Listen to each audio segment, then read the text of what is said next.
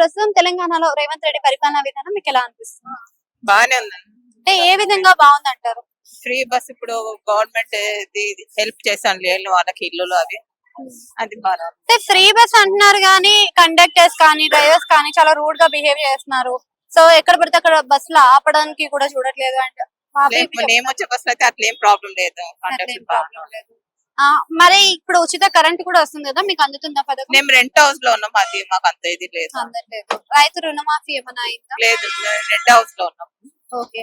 And gas cylinder 500 అంటున్నారు కదా, అదైనా వస్తుందా? మాకు ఇంకా రేషన్ కార్డ్ చేపియలేదు, దాంట్లో మాకు ఏం ఫెసిలిటీస్. రేవంత్ రెడ్డికి కేసీఆర్ కి తేడా అంటే ఏం చెప్తారు? అంటే అనేది 10 సంవత్సరాల పరిపాలన చూసారు, ఈయనది 10 నెలల పరిపాలన చూసారు కదా, ఇందులో మీకు డిఫరెన్స్ కనిపిస్తుందా మరేమన్నా?